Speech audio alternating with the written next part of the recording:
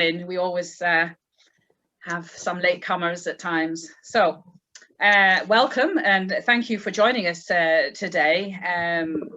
This is obviously a premiere for Sigma Europe. My name is Marie-Louise Lauking, for colleagues that don't know. I'm the current European Regional Coordinator in my second term. So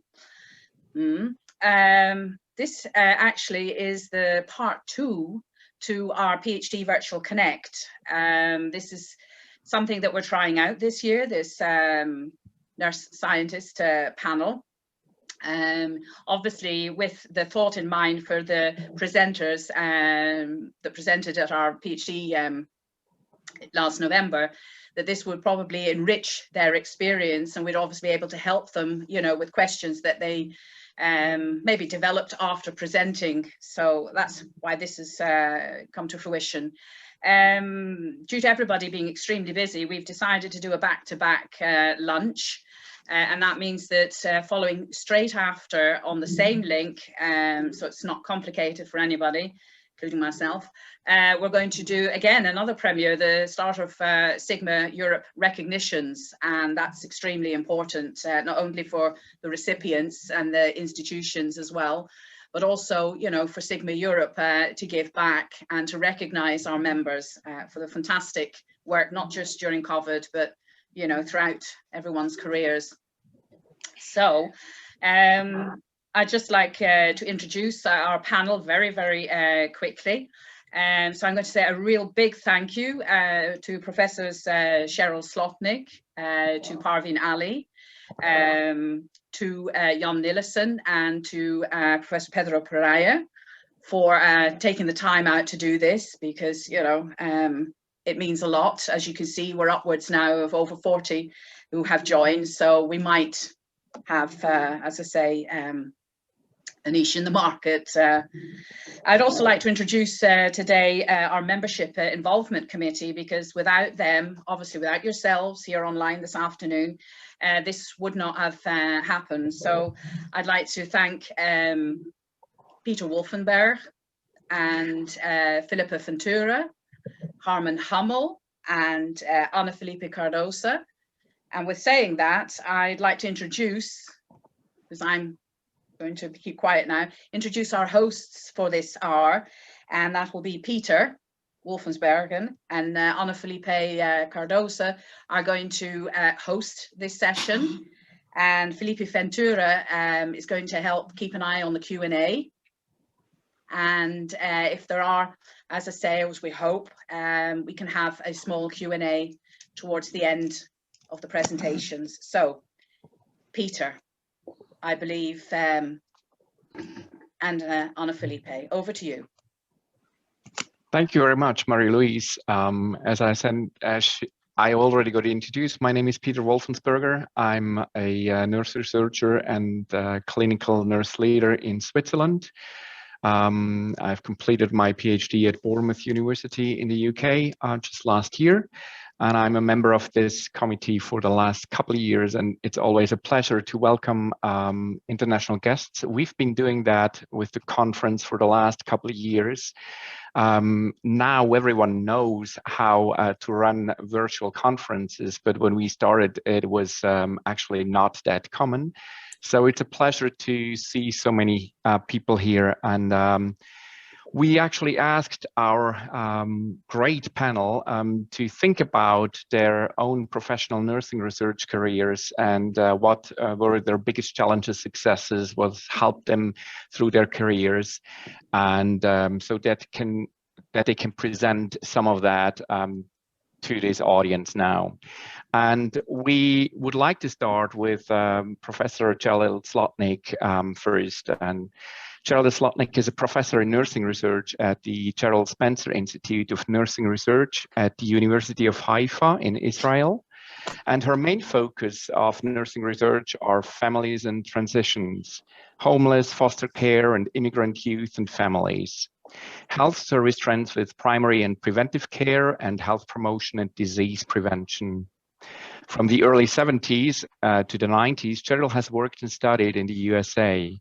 before taking up her position at Haifa University, with numerous publications to her name in nursing science. We are really pleased to welcome you, Cheryl, and I'd like to give it up to you if you could introduce yourself some more and talk a bit about your professional nursing research career. Can I upload my slides? Just yes. share screen? Yes. Great. Yes.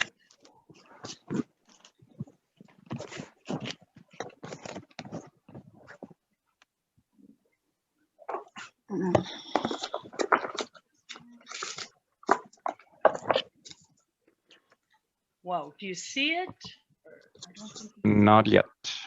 Not yet. Wow. Let's try again. Here we go. How about now? Still, yeah, now it's starting. Yes. Wonderful. Okay. Well, first of all, it's wonderful to be here. It's thank you very much, Louise, for inviting me. It's kind of fun to sort of reminisce a little bit about our careers. So with that starting, I was thinking about tips for researchers, and I was sort of thinking of my own path. And so I'm going to start with a story because it talks about my first tip. I was working as a team coordinator in Chicago. The city of Chicago has a lot of problems, has a lot of gangs, and I was working with the homeless. I had 2 teams going through working on the streets and working in homeless shelters. And we had been working very hard to make sure all of our clients were being able to get services they needed. And we had surprised several researchers because they were hearing about us treating bullet wounds and knife wounds. They thought that was amazing. And so they decided they were going to come and count the homeless people in Chicago. And so they sent 2 big researchers from the University of Massachusetts to count homeless. And they came and met with us, and they told us they were going to use this methodology called capture recapture. It's a methodology you use to count birds, and they were going to use this science to count homeless people in Chicago. And they told us they were going to have 2 unarmed policemen wearing plain clothes but having guns, and 2 graduate students who were going to go around the streets of Chicago at 2 a.m. in the morning, 3 a.m. in the morning, and 4 a.m. in the morning, amidst all the crime and the gangs. And those of us working with homeless, who had been doing that for more than a year, said, you know, it's not going to work. People who are homeless are going to see a group of 4 people and they're going to run. They're not going to stay and be counted. Nobody's going to be able to see them. And in effect, anyway, they ignored us. Why? Because they were researchers, they had doctoral degrees, and nobody was listening to us. Who were we? We were nurses, we were social workers, we were psychologists, we were doctors. What did we know? And they got results, and I should tell you, they were published in Science. And it wasn't until years later that they found out the capture-recapture method for homeless is not a good way to count individuals who are homeless, just because of the reasons we already knew. So my first tip when you're doing research, know your population and your setting. If you're a researcher like I am, and I've been researching for a while, I don't pretend I know what's happening in hospitals, in the communities, you know, in clinics, because I'm a researcher and I have my own focus, my own bias. And the real experts, those are the people in the community. We have to talk to the people in the community. If we're working with nurses who are working in intensive care units, we should be talking to them. And when I say talking, I mean listening deeply, listening to what we're thinking that may not be exactly right until we listen to them. And the second tip, know your instruments.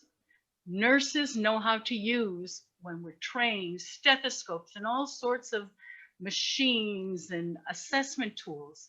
But when you're a researcher, the assessment tools and the instruments are different.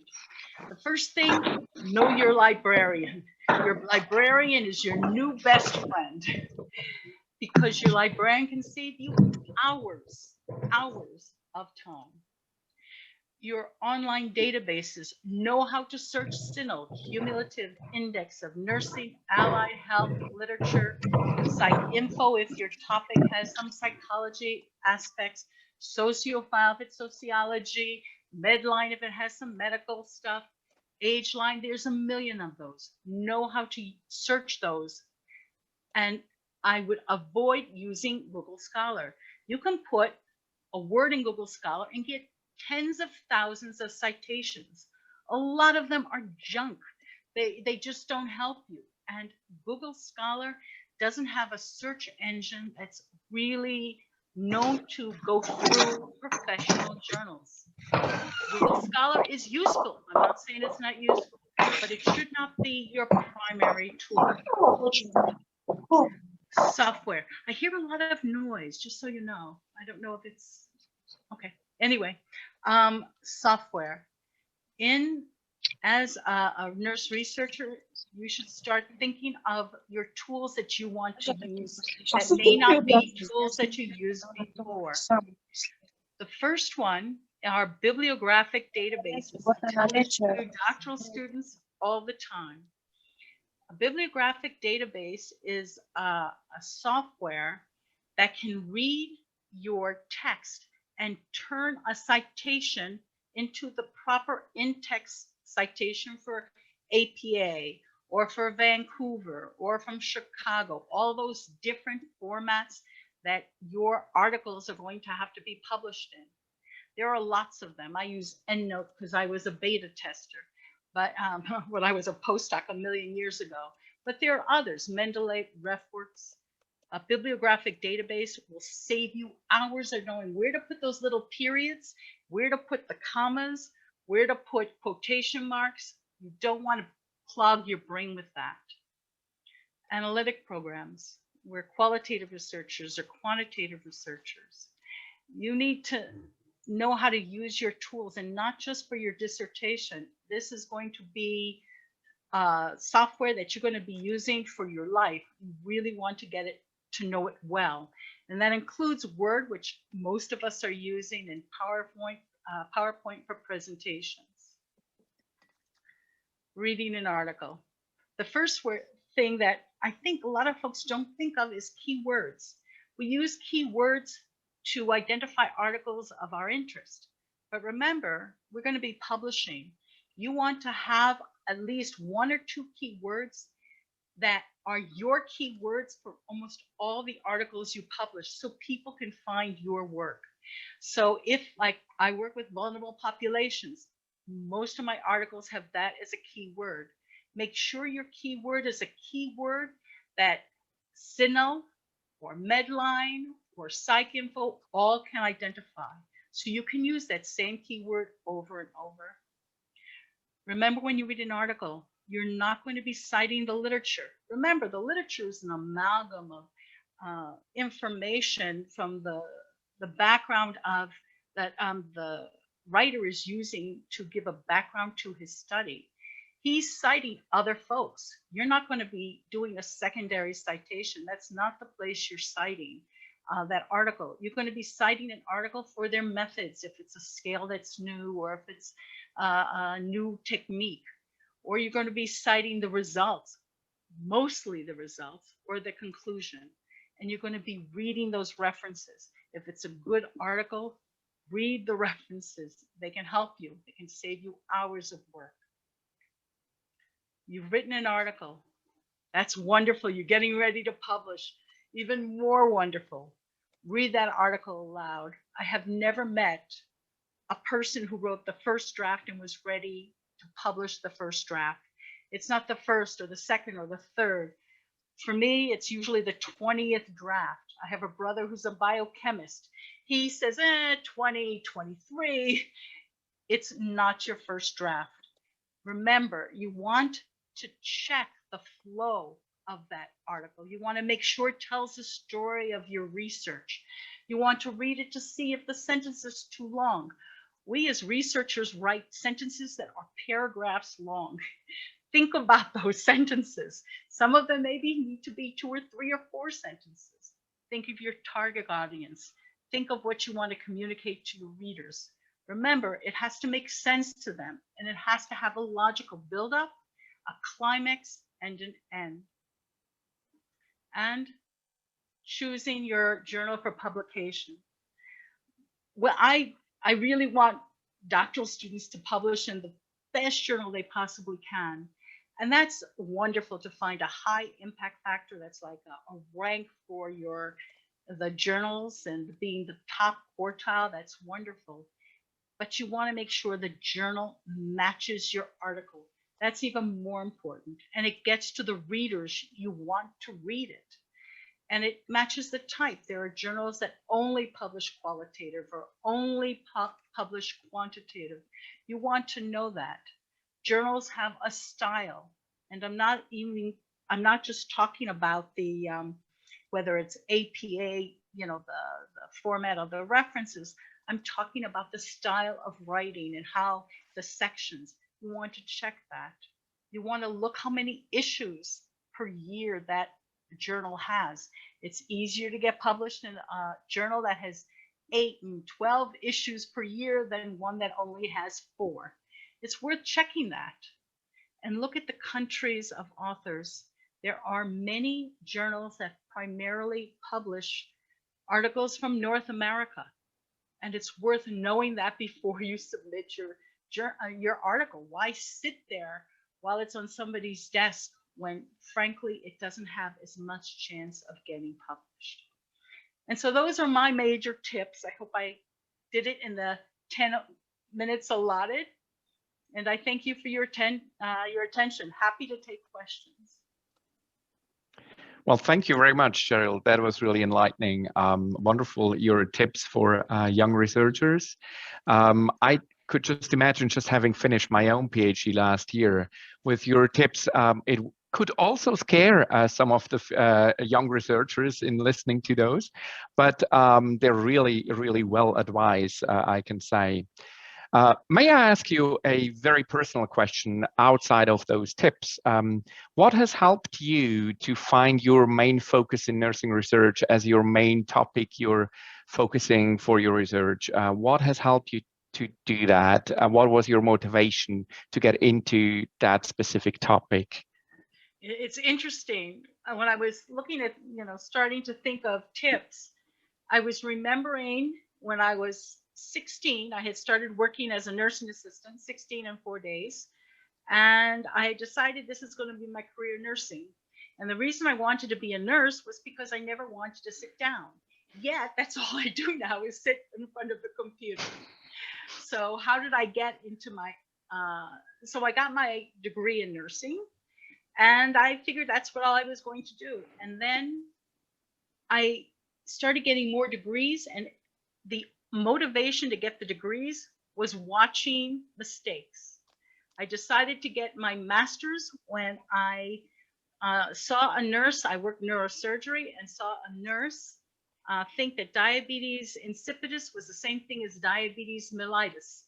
So I became a clinical nurse specialist because I wanted to teach nurses because I didn't want that to happen. How did I get into my doctorate? Because of exactly that story I told you about homeless in Chicago. Why do I focus on vulnerable populations? Because there were no homeless there to tell them, by the way, you should be counting me. Because if you count me, I'll get more services. Nobody was there to advocate for them. And they weren't listening to the people who knew about them because they were listening to these 2 researchers who were from a whole nother state, from Western Massachusetts, where there was no big city. There's nobody to advocate for them. So how did I get into it?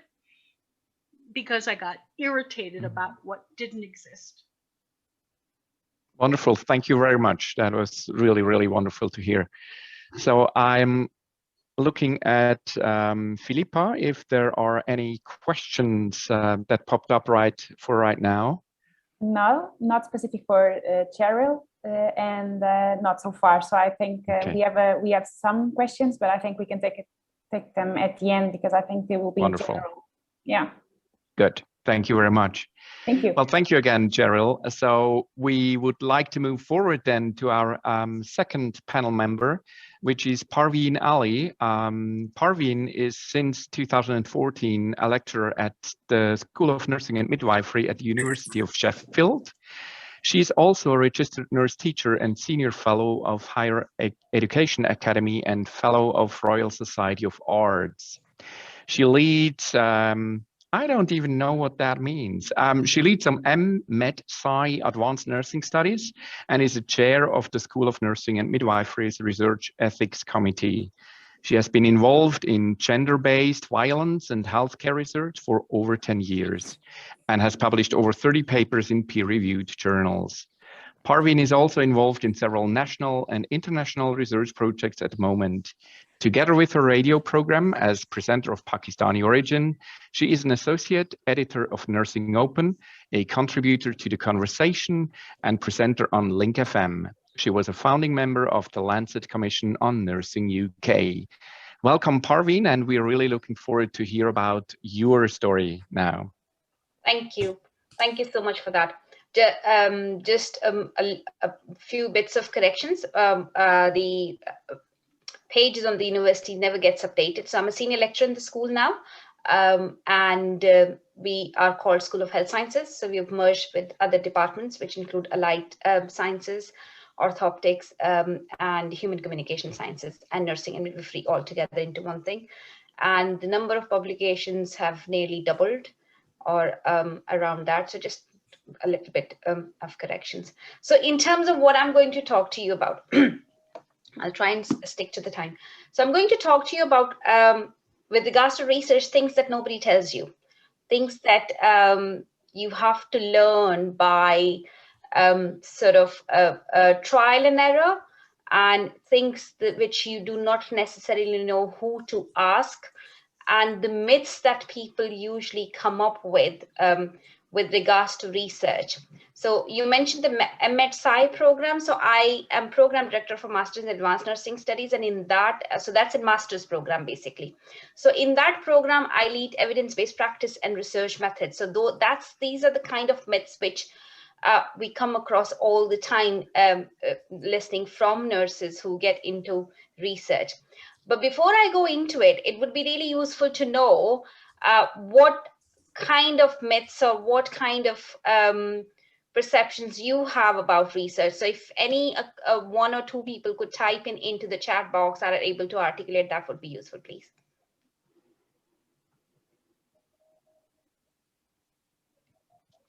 When thinking about research, what's your thought? What's your myth? What's your question which has never been answered? Or perception?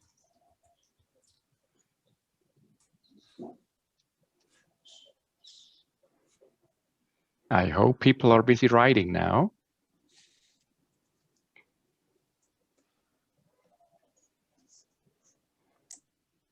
Okay, Geraldina said getting past ethics can be first stumbling block. Yes, and something which actually maybe sometimes put quite a lot of people off research, thinking, oh my God, I'm not going to be able to pass this stage, so therefore not doing it. Anything else? Bringing some new results in the field. Yeah, will I be able to bring some new results in the field, or I do have to? So research should come up with positive answers, some new findings all the time. Time consuming, pressure against time, yeah, all that, yeah. So the kind of things that you would think about, or you listen to people, research is too difficult. It's not for me. It's time consuming. I cannot do research. And one of the things is, especially when people come from the clinical setting, nurses, usually one thing that we hear is research happens in universities. So there is no place for research in clinical setting. And we as nurses do not really do research. Do you think that's true? It is not. Research does happen in universities, or does happen, but at the same time, it does happen in the clinical setting. And actually, a lot of nursing research should happen in clinical setting, but then it depends what clinical setting we talk about. Then again, the normal perceptions about when we talk about nurses, we think nurses only work in hospitals. whereas actually nurses work in all various different kinds of setting and therefore are able to conduct research in any of those settings there where we can go for. So we don't ask this question and nobody gives us answer to this question. Another one is nurses do not do research. Would you agree with that? Or in the UK, another misconception usually is that people get confused between the role of research nurses and nurse researchers. So people thinking that nurses who are involved in research, so research nurses who help collect data on different trials and different studies for medical colleagues, that actually is research.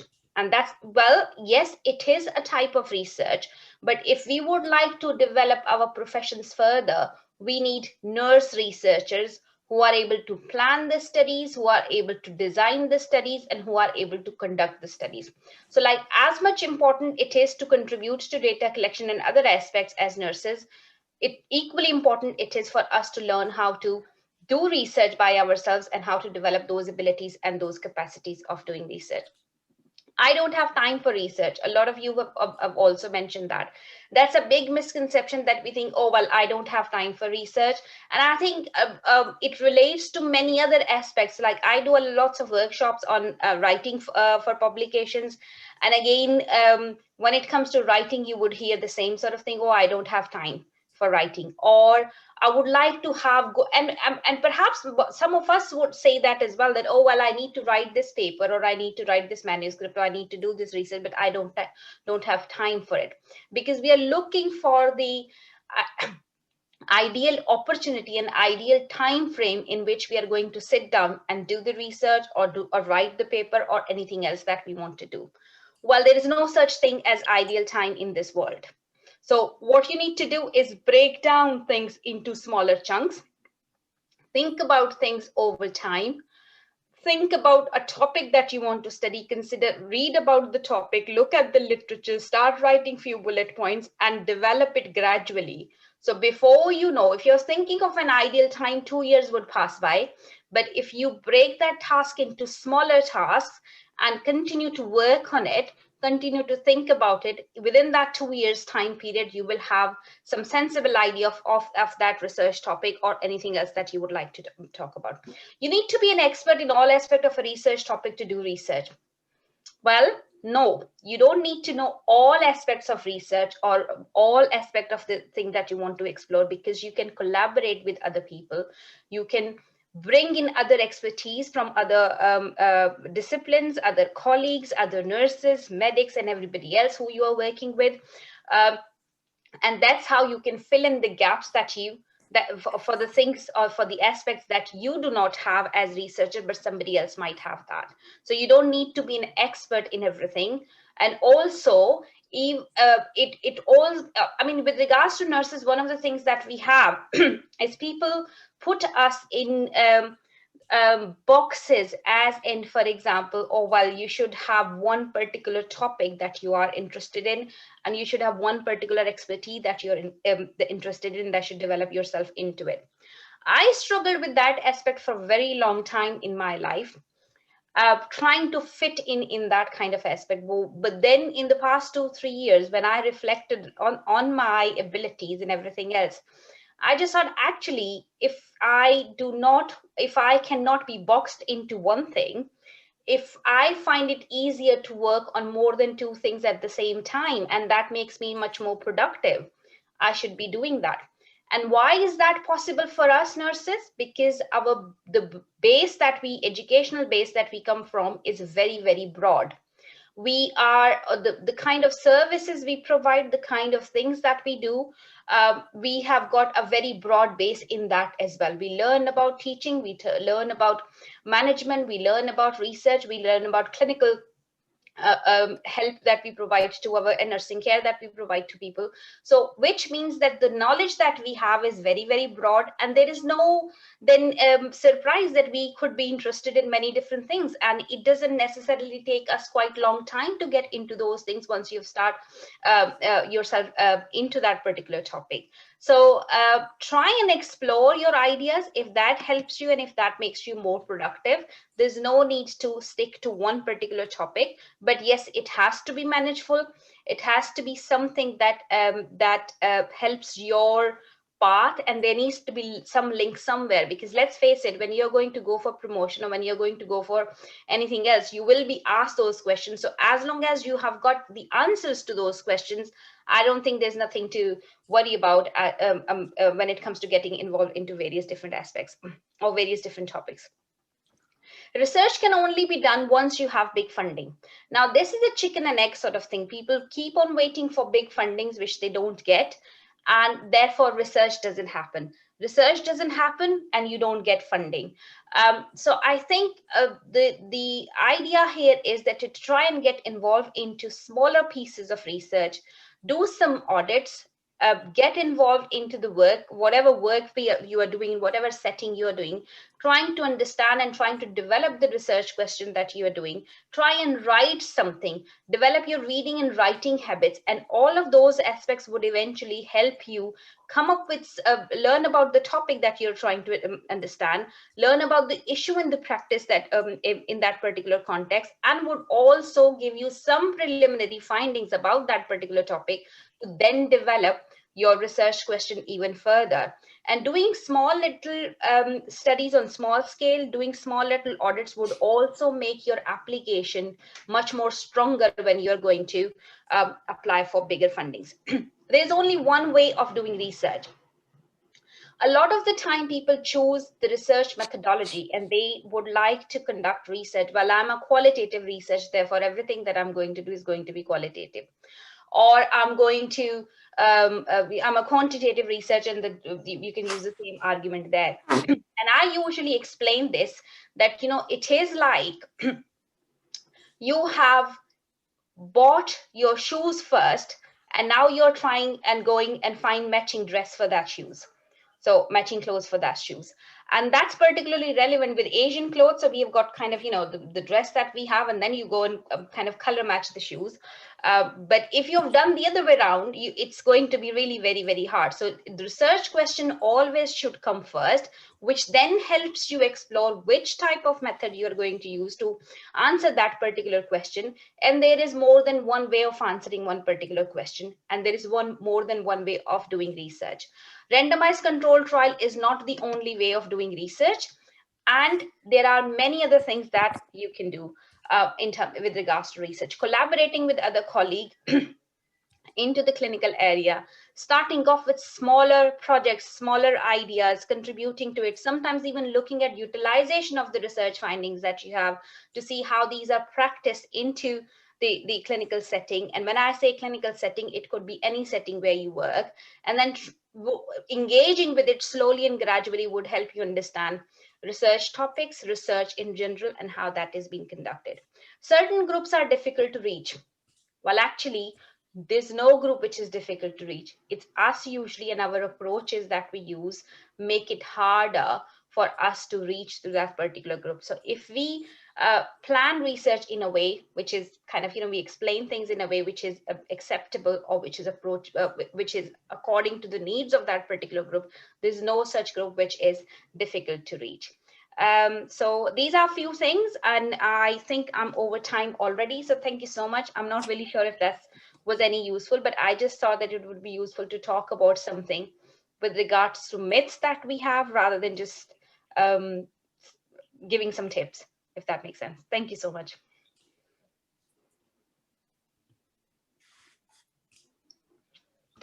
Happy to take any questions.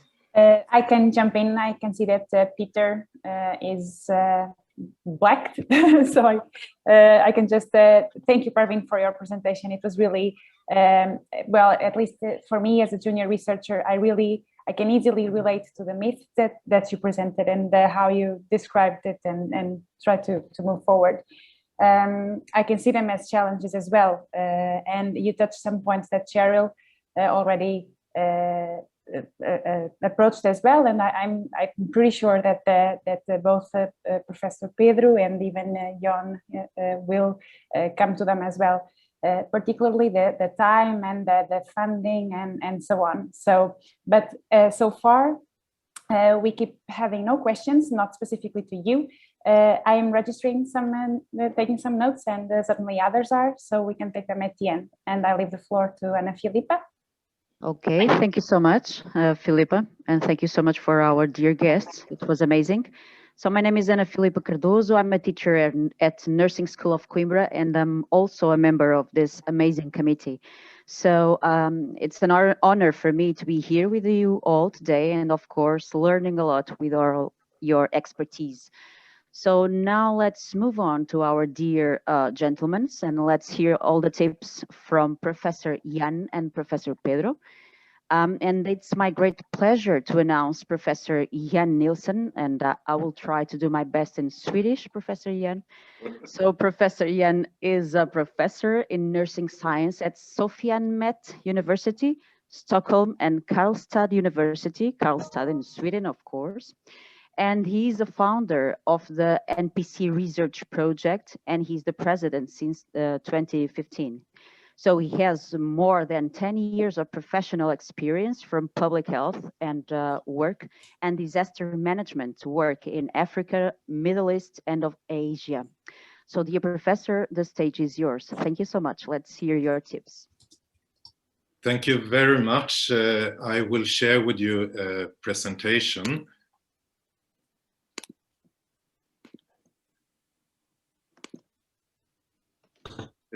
So again, thank you very much for this invitation. I think this is really interesting. I participated also in the previous event with the PhD virtual event where you were presenting your own research, and that was very good for me, and it was also good for the doctoral students that I am supervising. I would also like to thank the organizers for this. I think it's very good work that you are doing with this, and I also hope that it will continue for the future. Today, during these 10 minutes, I would like to take you with me on travel. And that was my own travel in the academic and research career that started for more than 30 years ago when I commenced my nursing education, up to date when I have received my professorship. I think this travel or road is not always straightforward. It can be a little bit jumpy. And I think especially when you come up to start your PhD studies, it's very important to have mentorship, to get a good mentor that you can connect with, that you can talk to and get good advice. I think also this diversions from this straight road has not been bad for me. I got a lot of very good experiences, even though sometimes it took a little bit longer than I thought. During my work as a nurse teacher, and also as a researcher, I have had the opportunity not only to work in Sweden, but also in Africa, Middle East, and Asia. And that has also given me a lot of experiences and also ideas in my work, and especially also in my research work. It has also been good for networking, collaboration, etc.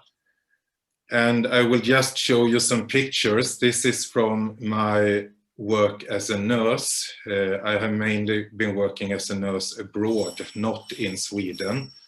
So there is with different international organizations, and from direct nursing to more teaching and doing public health work with health promotion.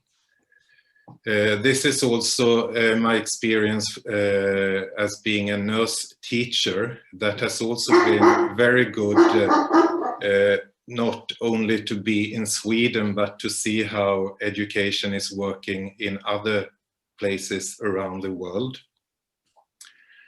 And after that, I also was inspired to start my PhD training, and I could not choose what I would like to do my research on, because I went into a research school at Karolinska Institutet, and there we were 10 students, and we had to select some of the projects, but there was one about health among poor elderly people in Bangladesh and Vietnam. And with my international interest, I jumped into this project, and it was really interesting to be out collecting data in the field, getting to know these elderly people, and also to work with interventions to improve their health-related quality of life. After my PhD, I did not continue with my own research work directly. I went back out in the field to work more with policy implementation, and that was mainly in East Asia. So I spent quite a lot of time in Mongolia, working with health assessments in North Korea, in China during the bird flu that was there, and also a little bit in India with health promotion related to TB. Then 2007, I came back to Sweden, started as a senior lecturer at one of the universities, and at the same time when I was doing teaching, I got a lot of questions that I started to do research about, and that was more about professional competence. How does it develop among nursing students? And how does it look among registered nurses outside? So then we developed an instrument that today has been used translated and used in many places all around the world. And around professional nurse competence, we do a lot of research that we relate to both education and practice.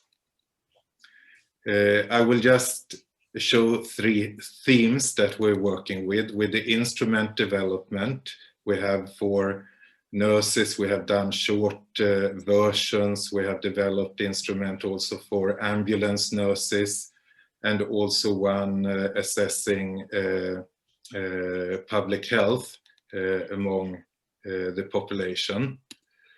The next theme is about newly graduated nurses, and there we had a focus on both pedagogical issues and didactic issues.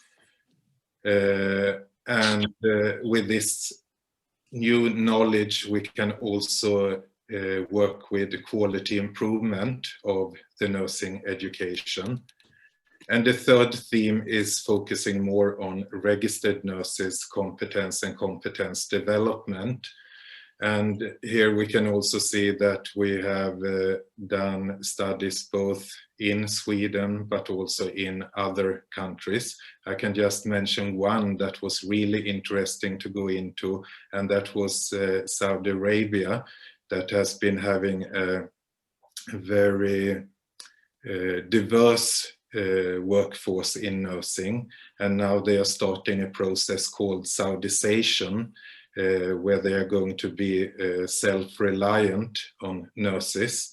So they are starting more educating their own national people in nursing. being successful in research, national, regional, and global collaboration is very important. And I think one example is just that we're sitting here today within Sigma is very good. We have connections to the whole world in different events. Also for me, working in Europe, I think the European Network Nursing Academies is very good, where we can share a lot of activities, and we're also doing European joint research together. Collaboration also good for this MPC group. We were invited to the WHO to contribute with the evidence review of their report that came out last year, and that was also good that we could connect with so many interesting researchers in our field. What about my future? I would also tell you that when you're in a project and you have built it up, it's easier also when we're talking about funding. So we're using the focus in capacity building in nursing education in Indonesia, where we will start. I will project lead this project for 3 years, and we have 10 different universities that are collaborating from Europe and in Indonesia. And of course, we will also get a lot of, I think, good knowledge through this research in terms of transcultural nursing.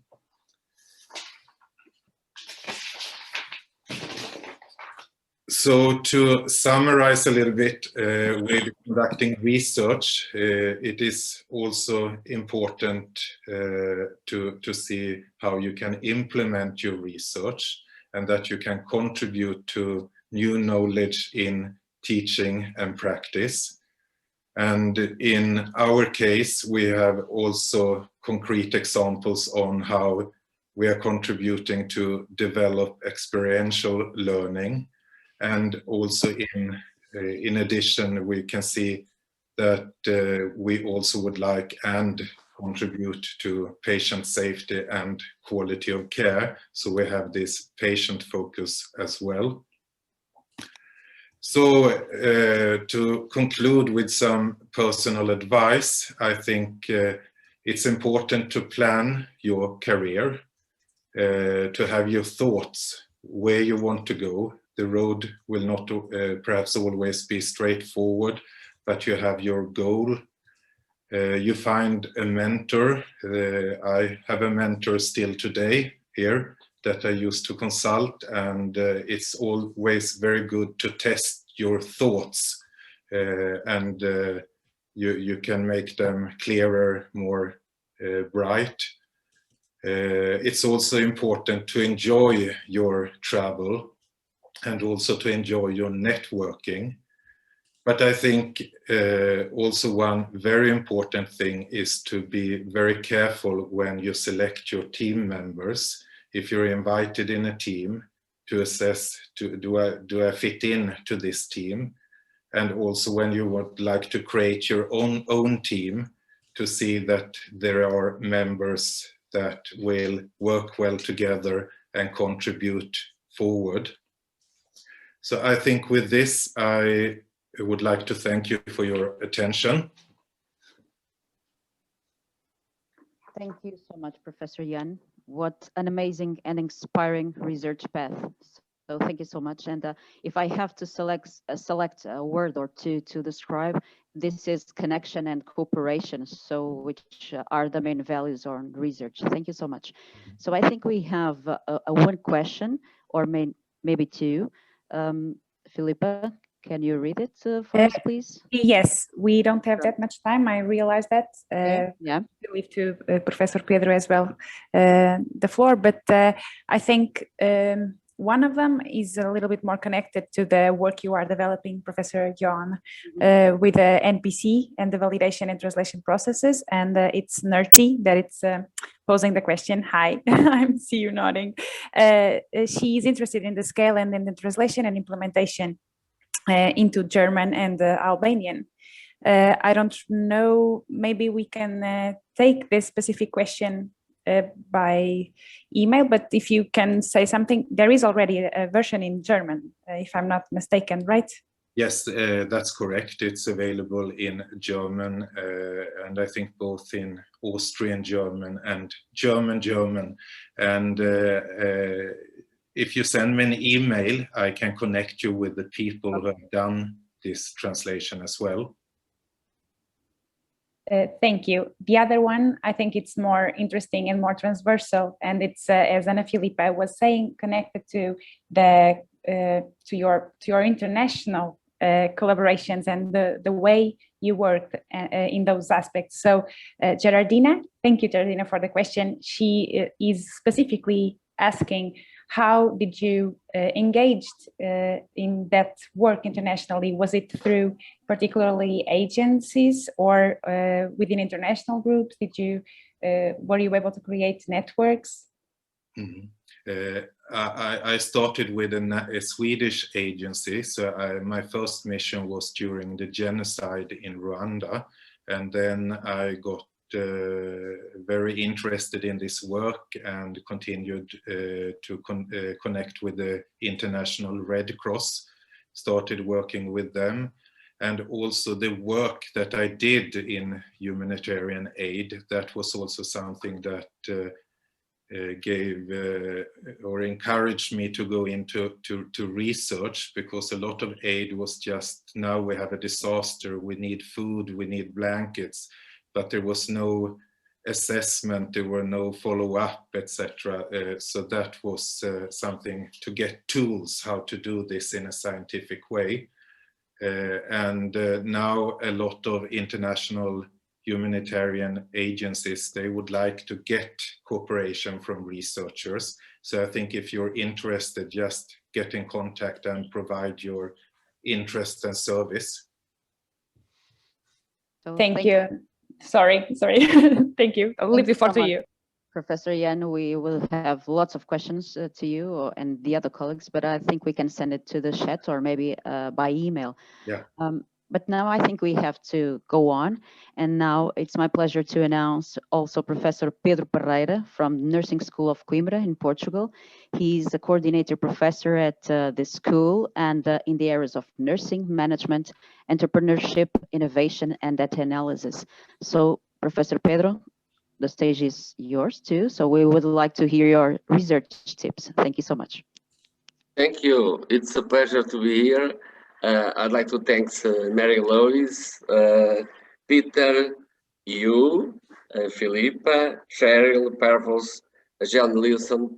I'm going to talk about three main axes. Let me share the screen.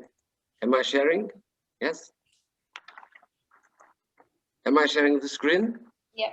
Yeah, okay. I don't have all the time because I thought I have 20 minutes, sorry. I'm going to talk about these main axes in nursing. I think it is important to share some ideas about that. Let me see. When we realize that we have in our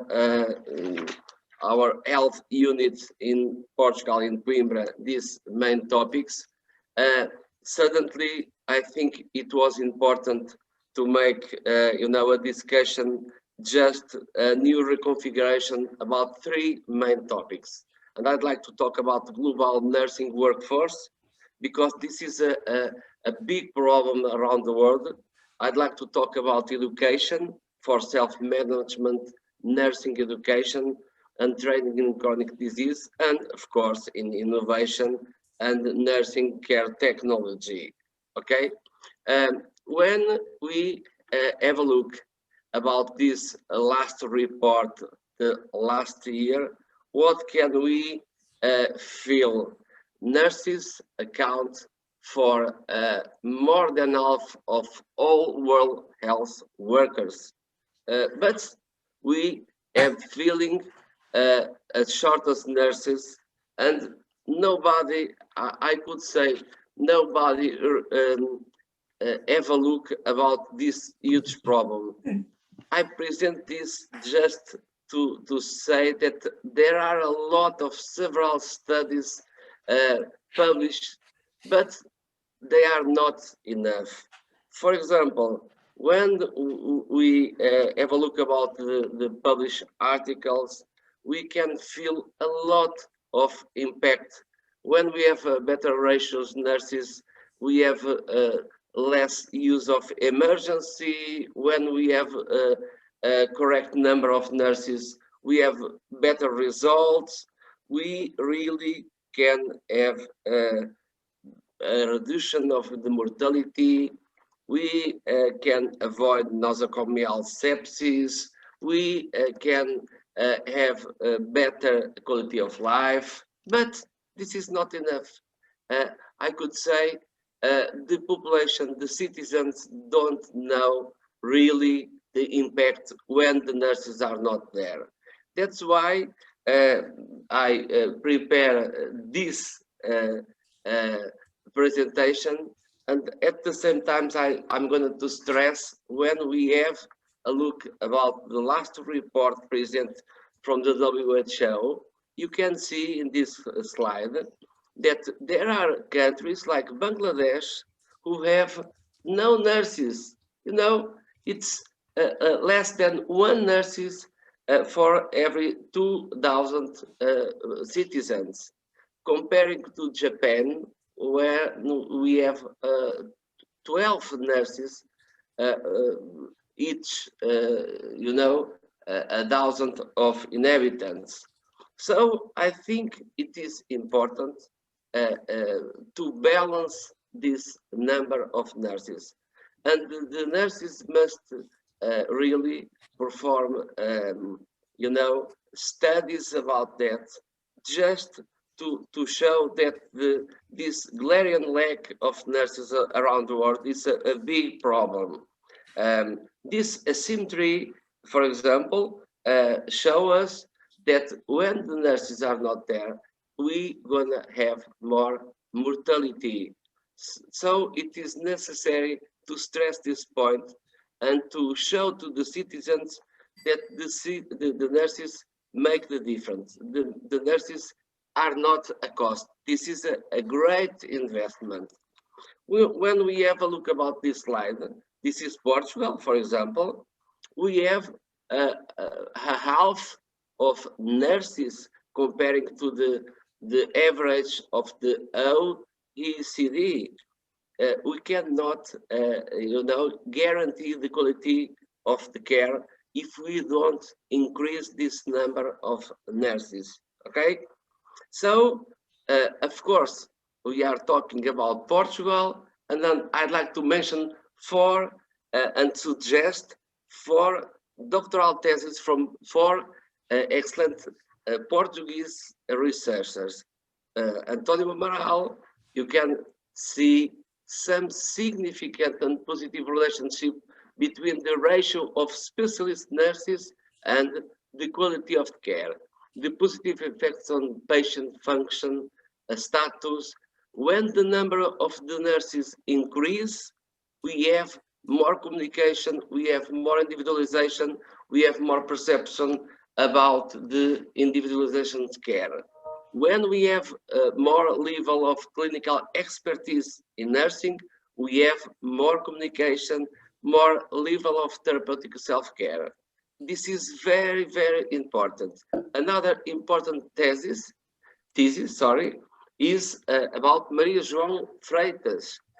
She performed her PhD with a sample, an interesting sample in patients in 43 units in 8 Portuguese hospitals. And what can we see when the quantity, the skill mix are adequate, the quality of nursing care improve.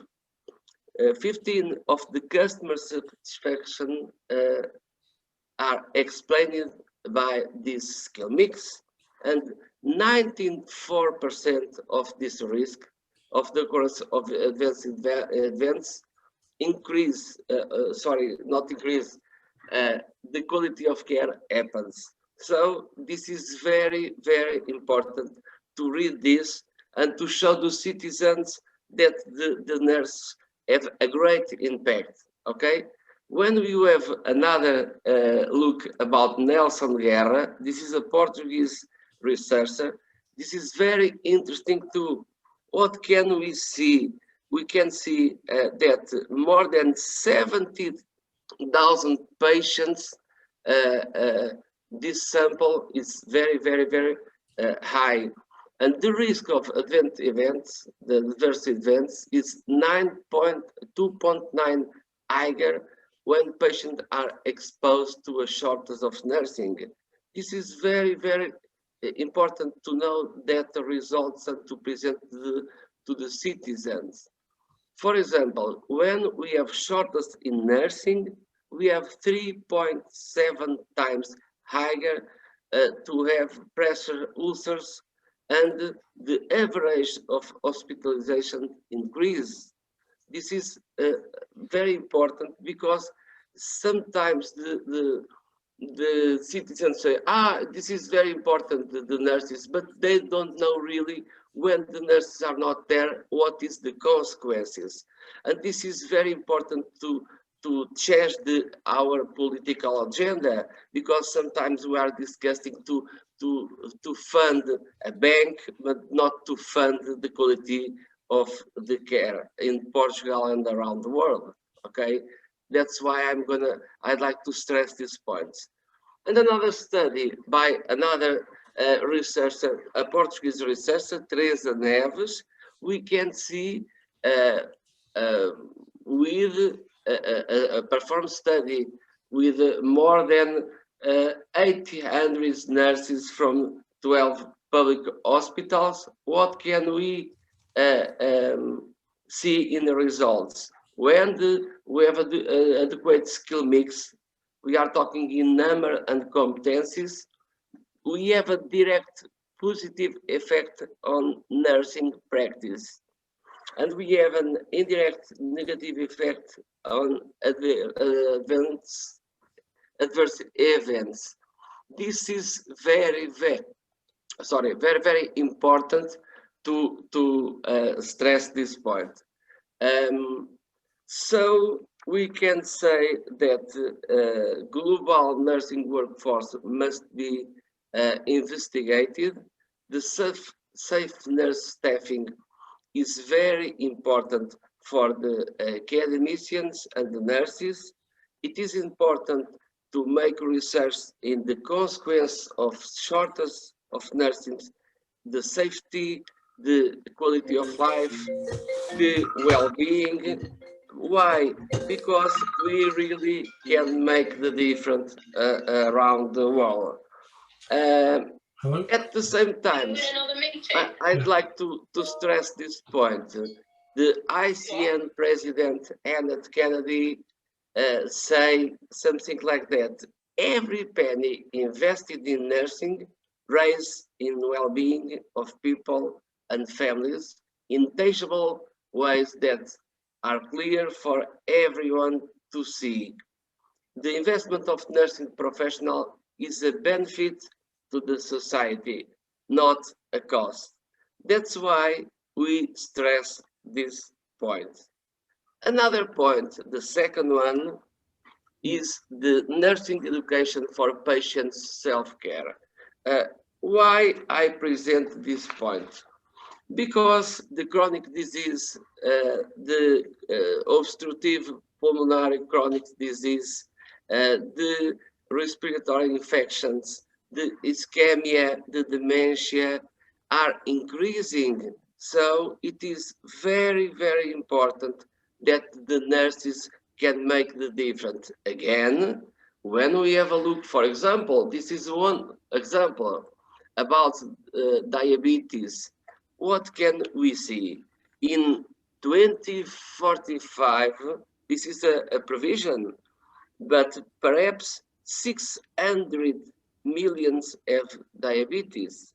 And we know that the increase, for example, in Africa, sub-Saharan Africa, we estimate more than 164% of increase.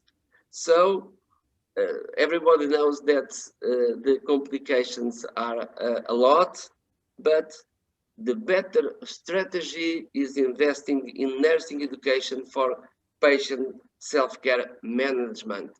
So at the same time, staff nursing is very important in research, but education and self-management is very, very important for the patients.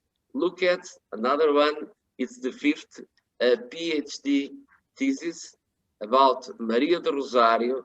It's amazing results presented through a program, interventional program, educational intervention program about metabolic control in patients with type 2 diabetes.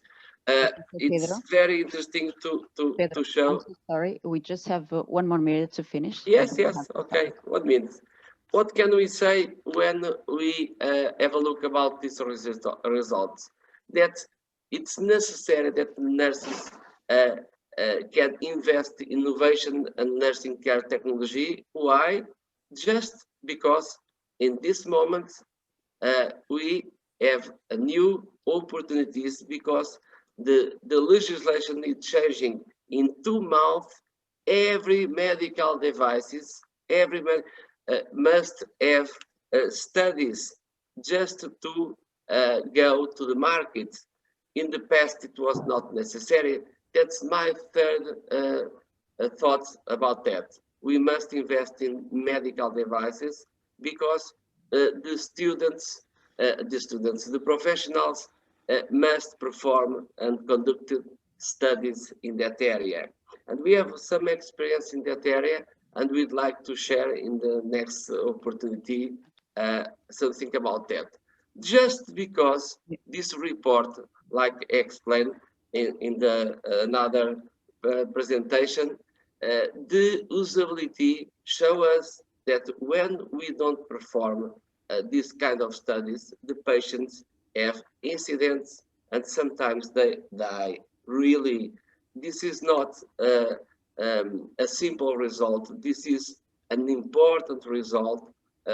So we must align our thoughts, and our mission is to perform to safety to the patients. I'd like to present a video, but no, we have no time. Perhaps later. Sorry. I can't share in the. You can share in the chat. Yeah, yes, and I'd like to thank because these 2 videos are very, very, very interesting and can motivate the young researchers to perform new medical devices and to develop new ideas to save lives. Thank you very much for the opportunity. And sorry, it's 1 minute more. That was great, Professor Pedro. And we would like to thank you so much for the opportunity to share your knowledge and your expertise on nursing research. So thank you so much for all your interesting thoughts and on nursing research. And if I have to select a phrase from your presentation, I think that would be nurses make the difference. So Mary Louise, I think we no longer have time to questions, but I think I will leave it to you to just say goodbye, maybe. Thank you so much. Okay, we do have one question from Miriam van Dam, which obviously, seeing the time, this has gone, fantastically well. Miriam, you will get a reply. I will talk to the 4 and we will pop something there out to you as personally, and also on our Facebook and Twitter, the response. So hopefully we can do you some justice, because thank you for sending that question earlier this morning. So That's the end of our nurse scientist eminent panel. A fabulous thank you to Professors Cheryl Slotnick, Jan Nilsson, Pedro Perreira and Parveen Ali. As I say, an hour goes by so quick. So lessons learned when we do this next time. We will obviously look at some of the structuring, but again, thank you very much, Membership Involvement Committee. Superb. So we're over now to our second premiere. And this is something that I feel very passionate about, and I know the Awards and Recognitions Committee also feel that. We've been working on this. It's recognitions, you know, for nurses' endeavours. We decided, obviously, the topic had to be the COVID pandemic. So this is our first set, so you can understand there's a lot riding on this today. Hosting it for me in a couple of minutes will be Professor Mirko Prosen from Slovenia.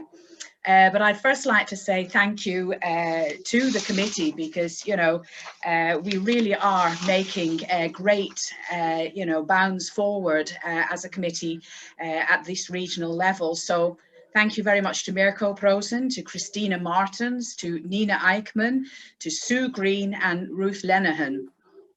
Because without your, you know, last night, you know, we had our meeting, and we're putting things forward again for the future. For example, our hopefully second recognitions, which for 2021, but won't say any more now about that. I will hand over the stock to Mirko. I can see you in the middle of my screen. Mirko, welcome. Can you hear me? Yes. Okay. Thank you, Marie-Louise, for introducing me. As Marie-Louise said, I'm a member of Sigma Europe's Award and Recognitions Committee, and I have been honored to lead this hour of the recipients of the awards for 2020. It is, of course, my pleasure to welcome you, everyone, today on behalf of our committee, and I would like to extend a special welcome to our three recipients of the European recognitions of nursing excellence in research, education, and nursing practice during COVID-19. Sigma Europe's Award and Recognitions Committee feels that it is important to recognize members' endeavors throughout the biennium. Sigma's European recognition of nursing excellence during COVID-19 is based on the dedication of fostering high professional nursing standards, recognizing excellent achievement, emerging leadership, and inspiring creative and dedicated work during the ongoing COVID-19 pandemic. Before I continue, I have to point out that we have received several excellent nominations of individuals or groups of individuals for their exceptional contributions in the fields of education, research, and nursing practice during COVID-19 in the past year. I would like to congratulate all for their valuable contribution. I would also like to emphasize that it was not an easy decision for us, as all nominees deserve an award in recognition for their outstanding work. The recipients of the Sigma European Recognition of Nursing Excellence in Research, Education, and Nursing Practice during COVID-19 will today, in short presentations, present their work or institutions' endeavors throughout the pandemic. So let us begin. The Sigma Europe's Award and Recognition Committee decided that the recipient for the Sigma European Recognition for Excellence in Nursing Practice during COVID-19 is Sandra Karabatic from Croatia. In the proposal, nominators wrote, during the first wave of COVID-19 on the 22nd of March last year, earthquake with an epicenter in Zagreb, Croatia occurred. Consequences of the earthquake resulted in static damage of the building of the Department of Respiratory Disease Jordanovac. The same day, patients were immediately evacuated in the main building of University Medical Center Zagreb. Only one part was working in full range, and that was unit for hospitalized patients. Oncology outpatients were left without the possibility of medical treatment. During that time, Mrs. Sandra Karabatic, in the only 1 week, organized and established work of the outpatient oncology unit.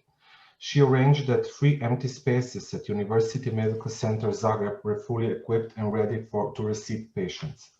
Mrs. Karabatic managed to organize an outpatient oncology unit and thus took care of more than 1,800 patients. I invite now Mrs. Karabatic to present her work. Hello, my dear colleagues. My name is Sandra Karabatic, and let me first say what a great honor is to receive the prestige recognition. Thank you very much, but I dedicate this award to all of my colleagues at Oncological Outpatient Unit, Department of Respiratory Diseases, Jordanovac Hospital in Zagreb, who stood by me and put all efforts to ensure the best possible care to our patients.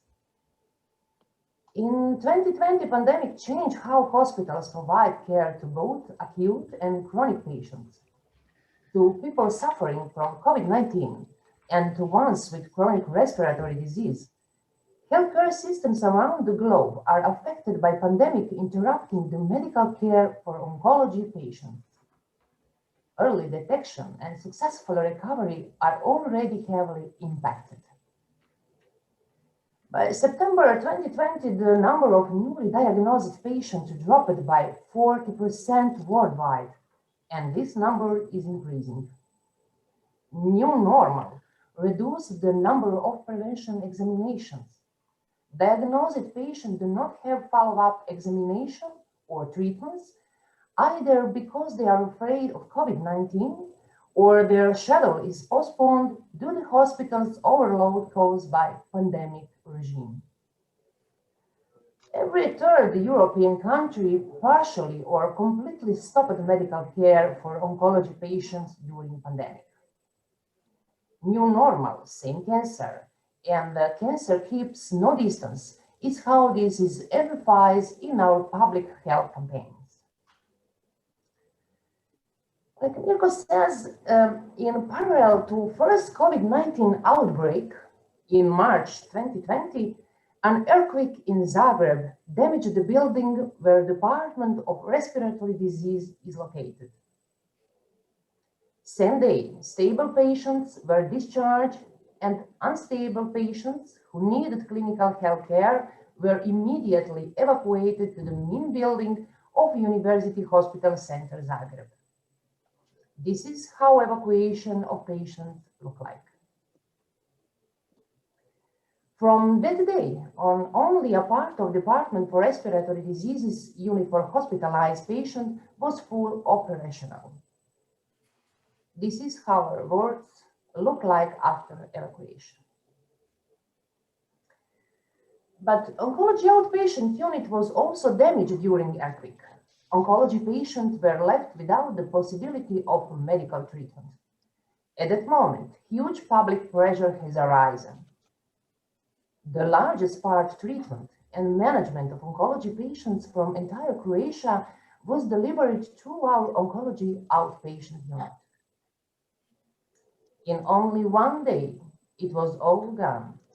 Patients were desperate and in fear. They had one question only: how will they receive their treatment for cancer? Facing this situation, as head nurse of thorax oncology unit, I realized that we need to act fast and efficiently.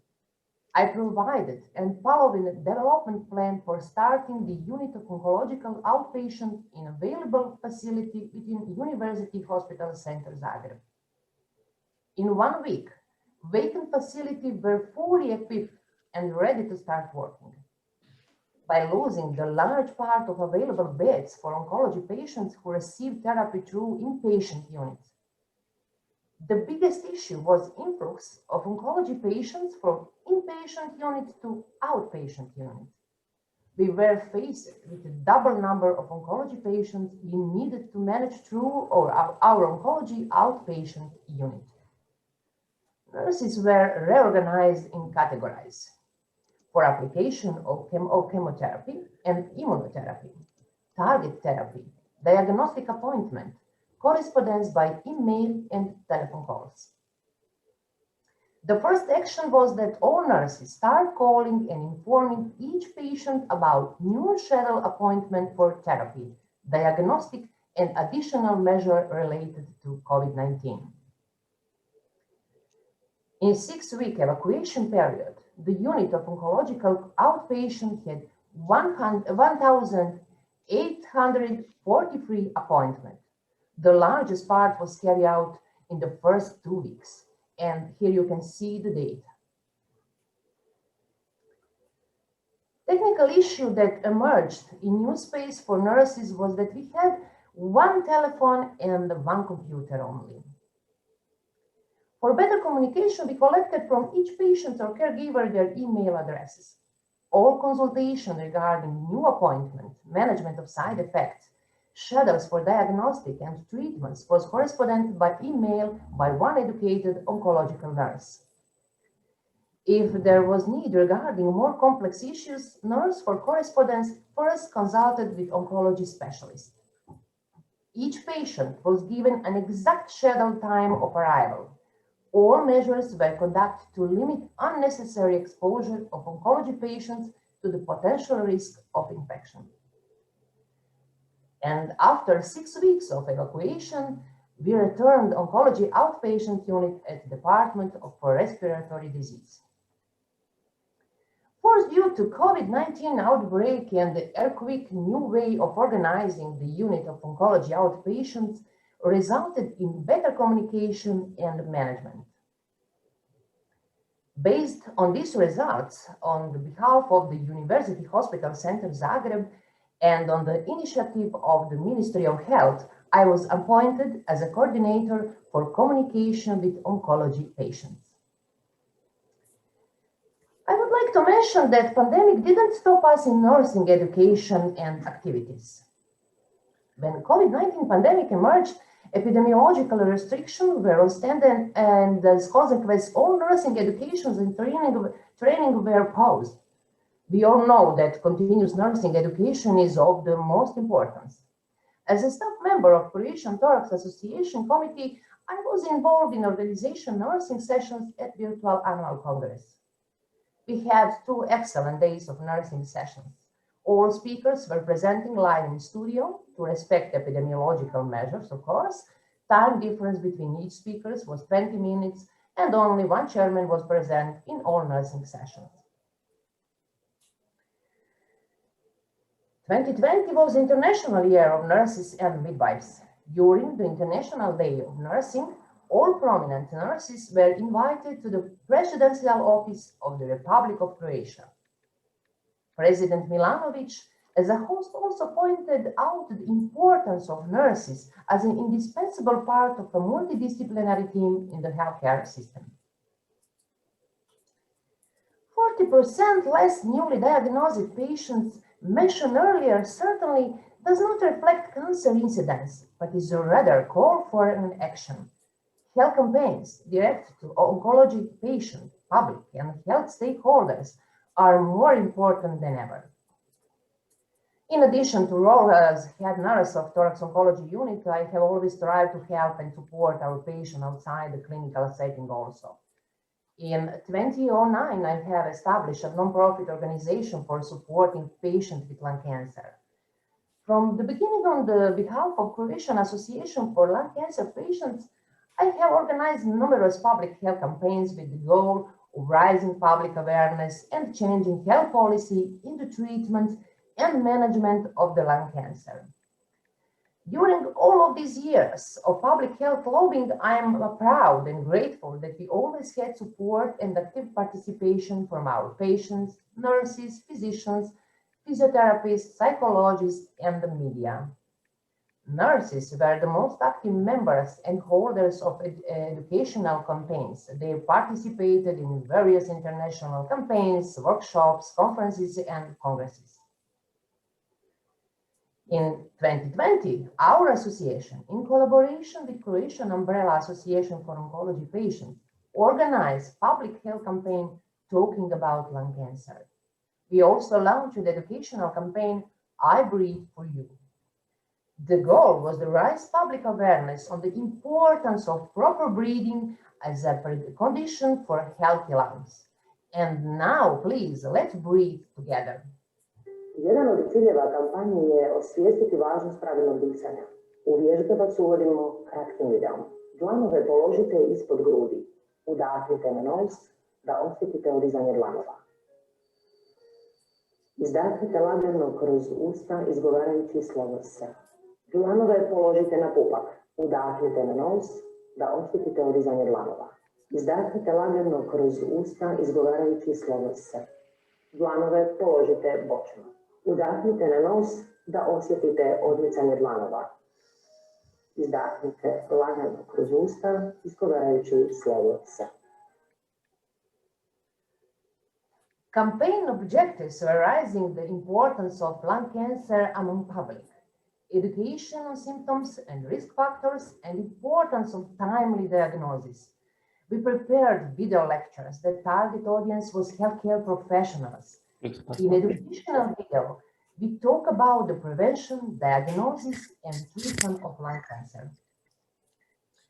First step was organizing media release. For that reason, we organized press conference with art exhibition, body painting, key messages about lung cancer, and presence of the policy stakeholders. Before pandemic, we started with live and later continued with video breathing workshops for patients, students, healthcare professionals, and the journalists. During workshops, respiratory physiotherapists presented the relaxation and breathing techniques. Many Croatian celebrities such as athletes, Olympians, opera singers, musicians join us in our educational campaign, I Breathe for You. They recorded video message where they talked about importance of proper breathing in achieving top results. During pandemic, I was involved in numerous virtual policy discussions regarding healthcare for oncology patients. I was part of digital platform organized by Croatian Healthcare Employers Association on the topic of oncology care in Croatia after COVID-19. Second topic, integrated oncology care in Croatia. On behalf of Croatian Association for Lung Cancer Patients, I was involved in Project On Corona. Project On Corona released the first recommendation for patient and healthcare institutions regarding safety measures for oncology treatment during pandemic. On behalf of Association for Lung Cancer, I was also involved as board member in Project Heroic. Objectives of this project were empowerment of mental health, rehabilitation, and the reintegration of oncology patients during pandemic. To conclude, 2020 was extremely challenging in many ways. On the other hand, it opened new ways and opportunity to raise nursing visibility. Nurses show capacity to adapt to new situations and to develop new solutions for each issue that emerged. At the same time, we demonstrated ability to cope with many difficulties. On behalf of my team, I would like to thank you once again for this recognition. I cannot say how much I'm proud of my friends and colleagues at this moment. And for the end, what have we learned in 2020? Crisis is opportunity. We need knowledge and the power of teamwork. As famous Spain writer Carlos Ruiz said, words have no memory, and nobody has the courage to understand them until there are no voices left to tell what happened. For that reason, thank you for giving me opportunity to tell you what happened in Croatia during pandemic COVID-19 and earthquake in 2020. Thank you. Thank you, Sandra, very much, and congratulate you on the award, of course, and thank you also to your team. So I would just like to ask you if you could, okay, thank you very much.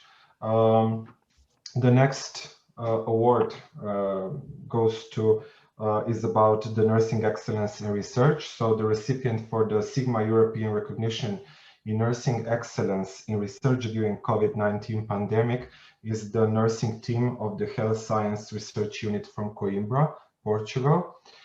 In the proposal, nominators wrote, during the COVID-19 pandemic, the experimental and applied research on healthcare technologies, TechCare, from the Health Sciences Research Unit, nursing from the Nursing School of Coimbra, has developed and conducted several projects on infection control and ICT supported patients. Among the several phenomenal ideas, I would like to point out two of them. A new concept of sharps disposal container to prevent NHSE, in which nurses do not need to touch the device. Safe needles is a broader concept of classical containers, offering a cost-effective solution with two available patented prototypes. And the other, innovative face mask, recyclable and cost-effective, was developed to address current institutional struggles in facing the COVID-19 personal protection demands. On behalf of the nursing team of Experimental and Applied Research in Healthcare Technologies of Health Sciences Research Unit from Coimbra, I invite coordinator Professor Pedro Perreira to present their contribution. Sorry if I didn't spell right. Thanks a lot. It's a great opportunity to share our innovation in nursing. I'd like to thanks to the Sigma Theta Tau this opportunity in name of our team composed by Anabela Salgueiro Oliveira, João Graveto, Paulo Costa, Beatriz Trambeque, Rafael Bernardes, Liliana Souza e João Apóstolo. I'd like to thanks all membership for this great opportunity. I'd like to thanks Professor Lourdes Lomba, President of Fishy Chapter of Sigma Theta Tau in Nursing School of Coimbra. She was her challenges to complete this submission. I'd like to thanks to the Escola Superior de Enfermagem de Coimbra, to our Dean, Professor Aida Mendes, and the coordinator of WISISA, Professor João Apóstolo, the opportunity to continue to share this passion called nursing innovation. It's a way to create projects with value for nursing and to continue to do what we truly love, to create networking, so important for the success of new projects and be able to contaminate in a healthy way new elements. At last but not least, of course, thanks to my family, my wife and my two doctors, with love. They are my inspiration. Of course, we must talk about the Health Science Research Unit WISISA. This is in Coimbra, this is in Portugal, this is a multidisciplinary research unit hosted by Nursing School of Coimbra, an institution that is the most ancient nursing school in Portugal, and it is in forefront of nursing education and research in Portugal. We are one of the several centers around the world recognized by the WHO. We are here, okay? We're gonna present our efforts to promote the European recognition excellence in the innovation area. Our team developed the axis of experimental and applied research in healthcare technologies. This is our team. You know, sometimes it's necessary to create this team building, and we are very successful, all these members. We are proud of them. We're going to present one of the innovation, the double chamber syringe. This double chamber syringe, it's very important. We developed this because flushing a venous access device, it is an important procedure to maintain the patency and prevent malfunctions and complications. That's why we developed this and how long to access the catheter patency, drug delivery, and final flushing. This is a contribution to the safety. This is some, you know, prototypes, different prototypes. Of course, we're gonna try to test all them, but this is different ways to develop innovation. We'd like to say that we have disseminated the last research data on a virtual webinar in October 2020, and I think it was very interesting to the other researchers. We exploit the exploitation and dissemination is presented by a lot of publications, and we are proud to share these results with the scientific community. We create the safe needles. What is that? This is another important innovation to the clinical practice, protecting the professionals against needle stick injuries.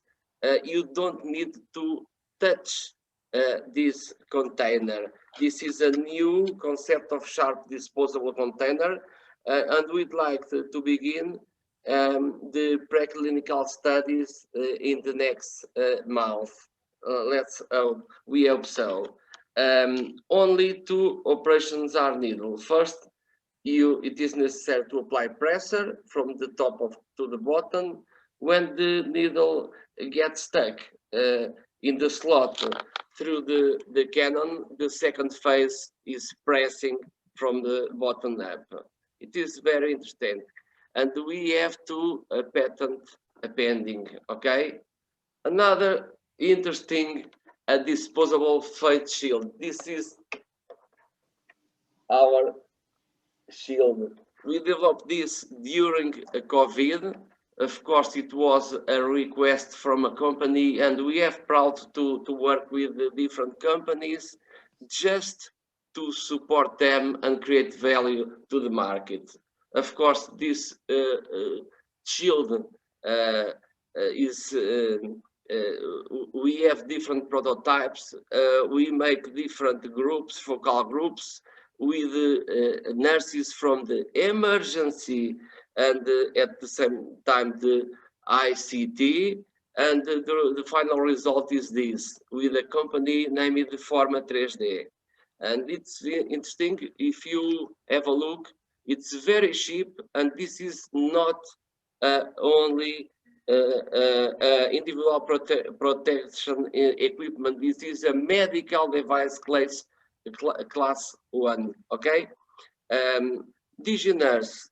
At the same time, we develop different projects just to support the students with ICT for self-management of patients. It's a way to follow up the patients with chronic disease, not presentially. It's very interesting. Finland, Portugal, Slovenia, and Belgium participate in this project. At the same time, we developed the DigiCare. It's an extension of DigiNurse, and it is a European program about capacity building. Very interesting because we make this extension to Vietnam, Bangladesh, and Finland. Okay. Another interesting project is working during this year. This is education student for innovative infection prevention and control practice in healthcare, and intend to develop new pedagogical approach so that the students can be trained in this area of the knowledge through the development of innovative care model that integrates simulated practice, interactive ebook, and fostering innovation. We can contribute to the reductions of infections associated with healthcare.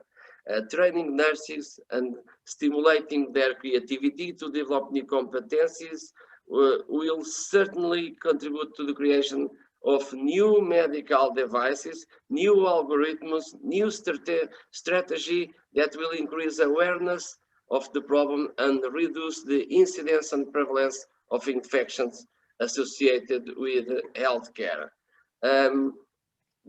What is next? It's interesting.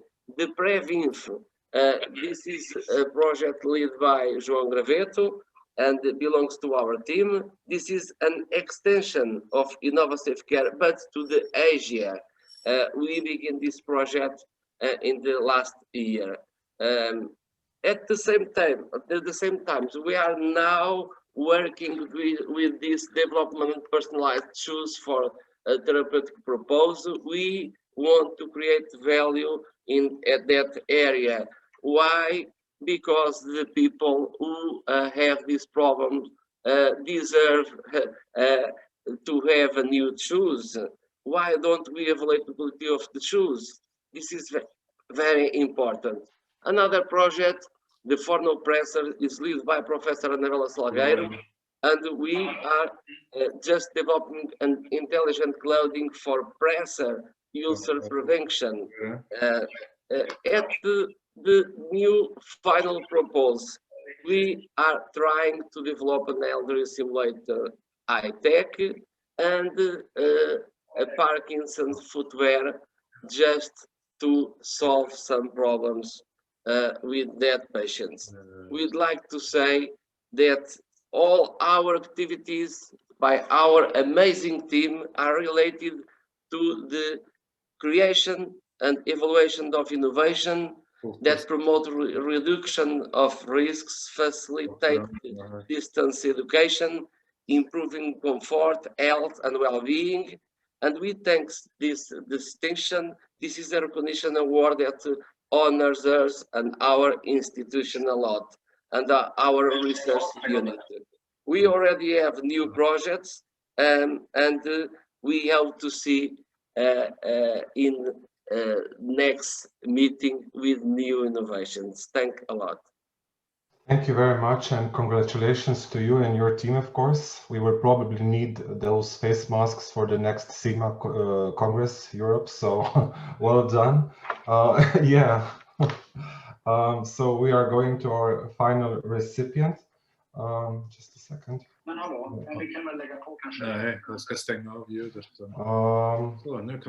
The recipient for Sigma European Recognition for Excellence in Nursing Education during the COVID-19 pandemic is Bournemouth University Nursing Team.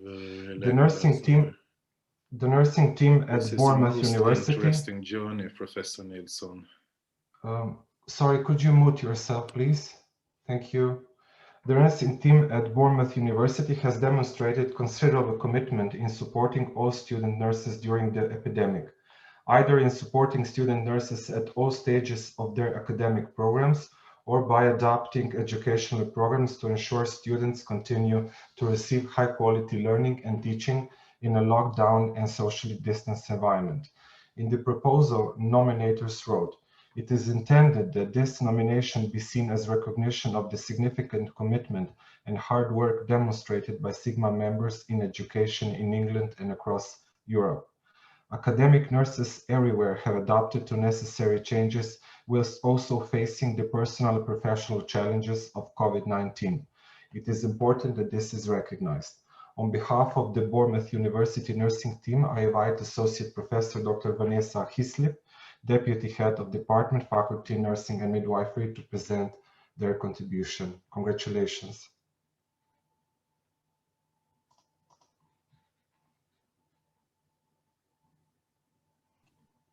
Thank you so much. So hopefully you can see the screen.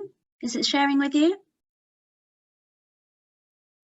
Yeah, please continue. Okay, great. So I firstly wanted to say really thank you very much for recognition on behalf of not only the team at Bournemouth, many of which of my colleagues are in this presentation today, but actually for nurse academics across the world. I think we've been a rather silent army in trying to keep student nurses on track, on programme. It was highlighted earlier in an earlier presentation that there is a national shortage of nurses, and we can only imagine what would happen if we halted the nurse education for 1 year, 2 year and 3 years time and contributing to that shortage. What it did mean is huge transformational change, not only for the students but for my peers. And I just wanted to give this quote from Professor Steve Ursa, who's actually the head of Department of Nursing Science at Bournemouth University, who recognises that the staff really went above and beyond. It was in scale, complexity and tenacity. He was incredibly impressed, as was I, with the collegiality and the student-centeredness of the team and the willingness of them to adapt during this time. And so I've broken it down to different areas. So firstly, there was strategic meetings around managing the placements. There was quite a bit of transition and change in placements in the UK. A lot of the front-facing services that were community-based stopped taking students during the course of the pandemic. And that meant that we had to have a rapidly changing pattern. So we've had third-year students opt into paid placements, actually paid from the NHS to support the workforce, both last year and this year. And we're talking in excess of close to about 400 students. It's a massive task to organise and create. There is huge uncertainty for students, many of which that were unable to go into paid placements because of personal lives, personal health issues, felt incredibly sad and upset by their inability to go into practice, and we had to support them during this time. Those that did go into paid placements were faced with a pandemic that we have never seen before, with patient deaths that we have never seen before, and that took a huge amount of supporting, and my colleagues were just tremendous in supporting students day and in the evenings with drop-ins to really so students could have a chat around how they were feeling. Likewise, we had a withdrawal both last year and this year of a large number of first-year students because it was felt that they lacked the clinical expertise, the clinical confidence to be in practice, and colleagues in practice weren't able to support them to the level that they'd done pre-pandemic. Now, when you withdraw first-year students from practice, you have to give them something to do. So within a matter of days, my colleagues had to transform the year plan. They had to bring forward units 2 to 3 months in advance with about a week's notice. And that took a massive amount of work to do. We also enabled last year the third-year students to actually finish early. So rather than finishing in September, they finished in July. And that was really useful in the UK context around helping to prepare the workforce for the second phase of the pandemic that really came. I've mentioned about the huge anxiety that there was. So not only did we have to stop our face-to-face teaching, and largely I would say pre-pandemic, most of our teaching was face-to-face. So within a space of a few days, we had to transport everything onto online learning. That was a massive learning curve for my colleagues, but also for students. And so there is a real sense of being together, working together and supporting each other. For the first year students that were withdrawn from practice, we had to develop a practice and a virtual placement, which included them looking at a geographical location and undertaking a health assessment of that geographical location, looking at issues of the pandemic, but wider health and social care issues for individuals living within that geographical locality. We really expanded our digital technology from a pedagogical perspective. So we were really keen that actually there wasn't a detriment to the quality of education that was provided. It was just provided in a different format. And so for many of us, myself included, that really meant upskilling and trying to, we pride ourselves at Bournemouth of really having a very discursive, debating nurse education programme where we want students to challenge, to question, to think, and we had to develop technologies and use technologies which enabled that continuation of that interaction, and so it wasn't just people sat there listening to recorded lectures. We did do a survey of the students in 2020, and quite obviously the majority of them missed face-to-face sessions, as did we. What was really great was over 83% found the materials were easy to use or online, and found that staff were accessible. And really that was our main aim, was trying to provide a quality provision of education for them. And the tools that we used and the work that we developed actually very quickly became a blueprint for the rest of the programs across the faculty and the wider university. Not only do we have to think about our undergraduate student nurses, we have postgraduate provision, and that's continual professional development for registered nurses, as well as doctoral students. And again, this was a huge period of uncertainty. A lot of our continuing professional development had to be halted for the nurses that were working clinically. And those that were able to continue, we had to make a transition to digital skills and the digital technology. We had large numbers of doctoral students. Many of our doctoral students are still clinically focused, who had to interrupt their studies because of the need to focus on the demands of the clinical practice. And for many students with funding concerns, it's about managing and supporting them during this time. We offered lots of fortnightly drop-in, and what was interesting as our postgraduate teaching really moved online, what we've identified from the online teaching is actually there is more engagement online. And so there are clear lessons to be learned post the pandemic around having much more balanced approaches as we move forward. For me personally, I think one of my proudest moments of my colleagues is actually how they supported the students and how they supported each other with kindness. For many people, they were losing their family members, they were losing their friends, they were seeing patients dying in practice. And so really we were very keen to support them from an ongoing social and psychological perspective. So we very quickly initiated a weekly drop-in sessions for the students to be able to talk about how they were feeling.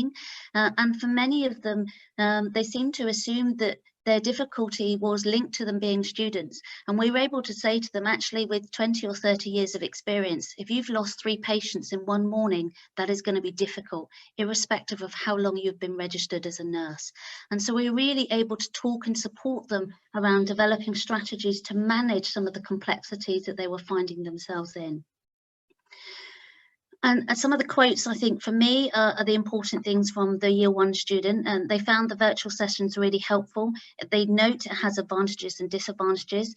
Being remote learners, they have more time to study. But the downside is many of them felt detached from the learning community. And the dropping sessions really helped that. Not only were my colleagues really supportive to students, but they were actually amazing with each other. We had lots of our staff that were living alone, in isolation, in lockdown. And that's incredibly difficult when you're being challenged to develop new technological skills in a very short space of time. And one of my colleagues here developed this. We always had these 3C coffee mornings, which is coffee, cake and comradeship, but we continued that in an online format. And that was really to support staff, many of which found the pandemic incredibly difficult. The other thing we looked at was had quite a massive review of our staff workload and really integrated a staff wellbeing plan, because many of the issues that I've identified through the pandemic will actually be continuing next year and the year after. And so we're really keen to look at the long-term mental health of our colleagues and our students. And for me, the bottom quote really sums it up, that says that the catch-ups have shown that our team not only teaches, but practices the humanising and person-centred values of our profession and our programme. And so I'm delighted on behalf of my colleagues to be recognised by having the Educational Award. Thank you. Thank you very much. Congratulations, and thank you for this great take-home message. Of course, I would like to conclude today's event and congratulate again to all the recipients of for their presentation and recognition. As Marie-Louise mentioned at the beginning, we will have similar initiative hopefully this year. So I invite you already to consider for possible candidates. And I would like to give word to Marie-Louise now to conclude today's session. Thank you very much. Okay. Thank you, Mirko. I'd like to thank everybody today for making this possible, for all of you attending, and for the two committees who have done the planning.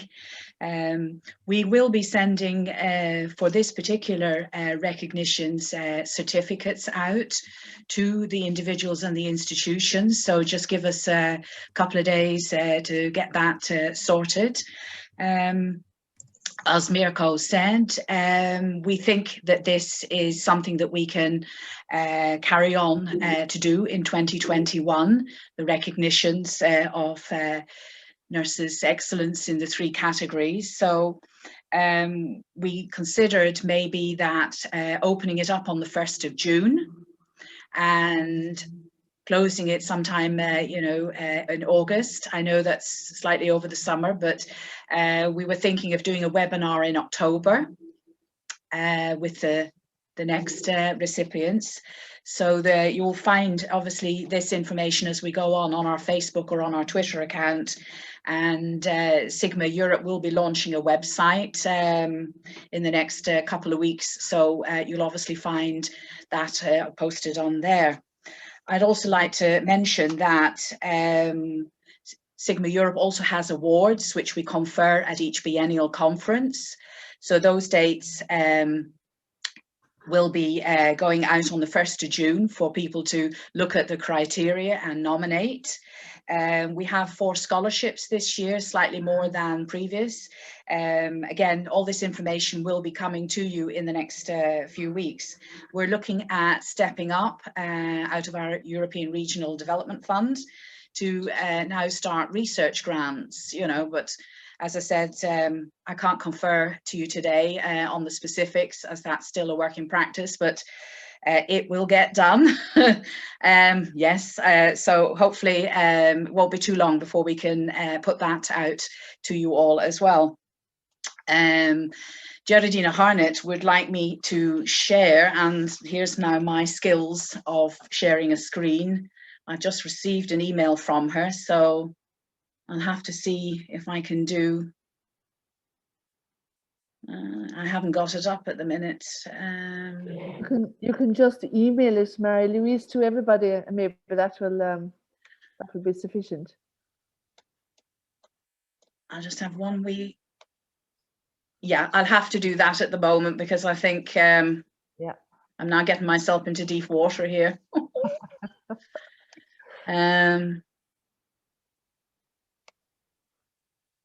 I think my laptop at the moment has done phenomenally well this afternoon. So anyway, without further ado, obviously we're 2 minutes under. As I say, it's superb to see everybody here today. And I think the main thing as a regional coordinator is that we have a Sigma European identity, and you all are Sigma nurses, for excellence in all your specialities.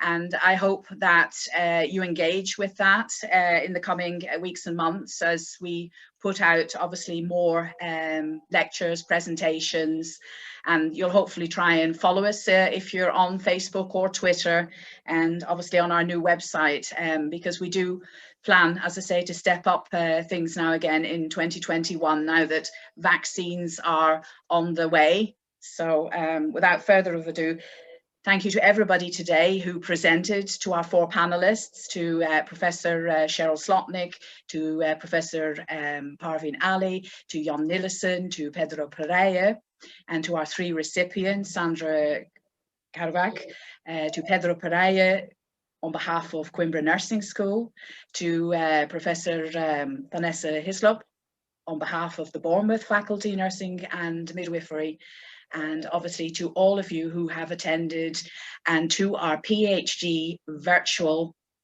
presentators, which I know a lot of you are here in the audience today. Thank you also for making the time and sending those questions, which we will have answered to you in the next couple of days. So without further ado, good afternoon, and that's it. Unless anybody wants to add, they can. We have a couple of minutes, I see that the Twitter chat is going great achievements, congratulations. Yes, so if anybody wants to add anything at the moment, 1 to 2 minutes. Thank you, Marie-Louise, for your leadership of the Sigma Europe. We all appreciate it very much, and also for the committee for putting forward these awards. It's been an excellent idea and very well received. So thank you very much on behalf of us all as well. Marie-Louise, I just make mention to Arménio Cruz. I forgot Arménio Cruz because in the picture is near the bottle of wine, so I forgot, but it's a member of our team too, and we are proud to have Arménio Cruz in our team too. Sorry, Arménio, you are near the bottle, so in the little picture, so it was not presentially, but is near with us, so my correction, okay? And thanks again for this opportunity. It was a pleasure, and it's an honor to bring this award for our school and for nursing. Okay, thank you. Anybody else would like to say anything? If you haven't thought of it by, that's not a problem. You can email eurc@sigmanursing.org. That's the official email for the region at the moment. So otherwise, everybody knows, I think, my email address, but obviously I will pass on various things to the various committees if you want it more specific down to the grassroots. So, and we hope to see you all in person, and this time next year, this week next year in Dublin, when we are hosting the European Regional Sigma Nursing and Midwifery Conference on the theme of sustainability through partnership. So we look forward to seeing you all there. Thank you. Thank you, Geraldine, and thank you, Marie-Louise, and everybody else. Thanks a lot. okay, it's a wrap.